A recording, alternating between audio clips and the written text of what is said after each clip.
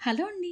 ఈరోజు మనం boat neck blouse back side ఈ విధంగా డిజైన్ డ్రా చేసుకుంటూ ఎలా కట్ చేసుకోవాలి, ఎలా స్టిచ్చింగ్ చేసుకోవాలనేది ఈ వీడియోలో చూసేయండి. ఒక 1 అవర్లోనే మీరు బ్లౌజ్ కట్ చేసుకొని స్టిచ్చింగ్ అయితే చేసేసుకుంటారు. చాలా సింపుల్ ప్రాసెస్ అండి.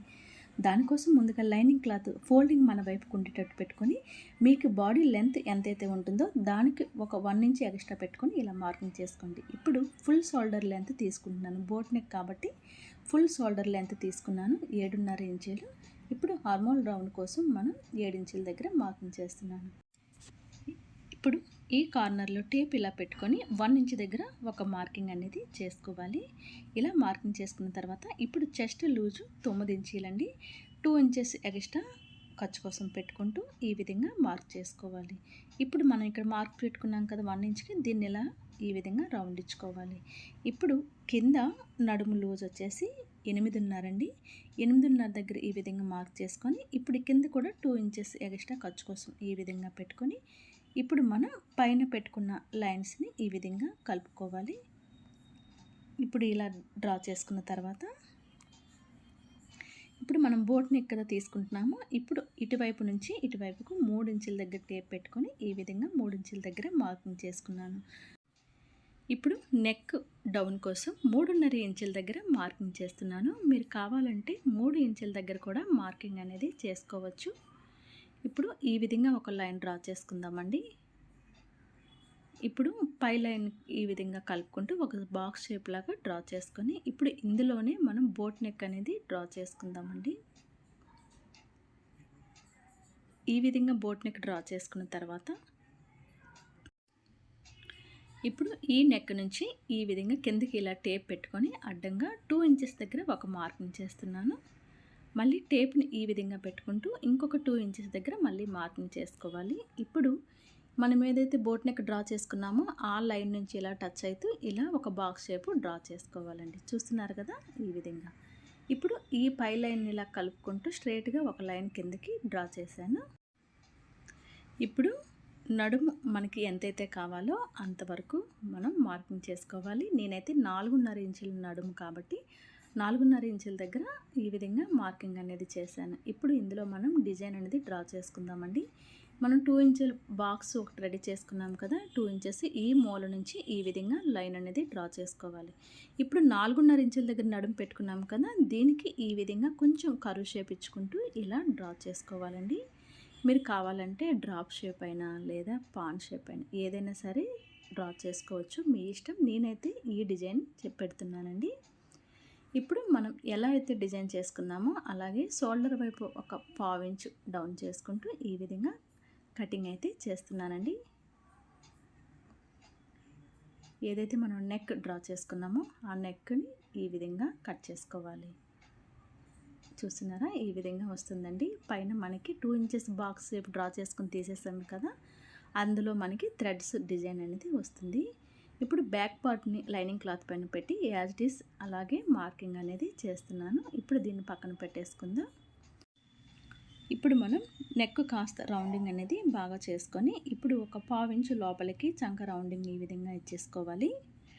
ఇప్పుడు ఫ్రంట్ వైపు మనకి డాట్స్ వస్తాయి కదా, ఈ బ్లౌజ్ వచ్చేసి ప్రిన్సెస్ కట్ కదా, అందుకని మనకి ఈ ఫోల్డింగ్ ఉన్న వైపు నుంచి 4 ఇంచెస్ దగ్గర టేప్ ఈ విధంగా పెట్టుకొని మార్కింగ్ చేసుకొని పైనుంచి కిందకి 11 ఇంచుల దగ్గర ఒక మార్కింగ్ చేసుకొని ఇలా లైన్ డ్రా చేసుకొని అటు సైడ్ 1 ఇంచ్ ఇటు సైడ్ 1 ఇంచ్ పెట్టుకొని టేప్ని ఈ విధంగా క్రాస్గా పెట్టి ఈ విధంగా మార్కింగ్ చేసుకొని ఇప్పుడు ఇలా మనం చంక లోతు తీసుకున్నాం కదా, అక్కడి నుంచి ఇక్కడికి ఈ పాయింట్కి వచ్చేటట్టు కొంచెం కరువుగా ఈ విధంగా తీసుకుంటే సరిపోతుంది.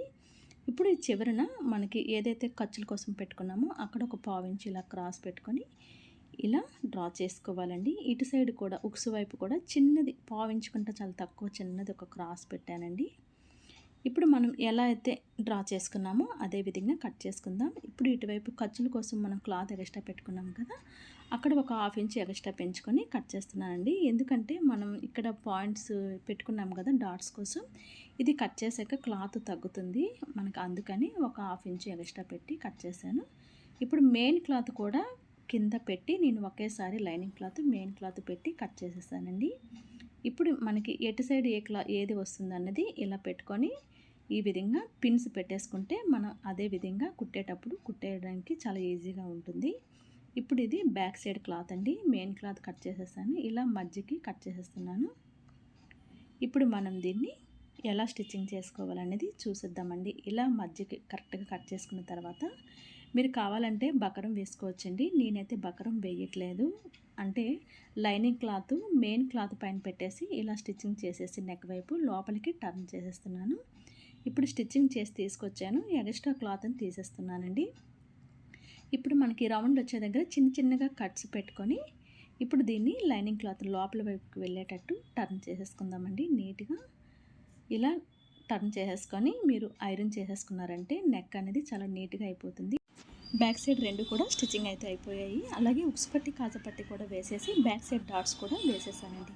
ఇప్పుడు ఒక థ్రెడ్ ఒకటి రెడీ చేసుకొని ఆ థ్రెడ్స్ని 2 ఇంచెస్కి ఒక పీస్లో కట్ చేసుకొని ఇలా ఇటువైపు ఒక 3 ఇటువైపు ఒక 3 పెట్టుకుంటూ స్టిచ్చింగ్ అయితే చేసుకోవాలి. ఫ్రంట్ సైడ్ మనం ఏదైతే కట్ చేసుకున్నామో అవి కూడా ఇలా జాయిన్ చేసుకొని నెక్ వైపు మనం ఆపోజిట్ కలర్లో పైపు ఉంచుకుంటే బాగుంటుంది.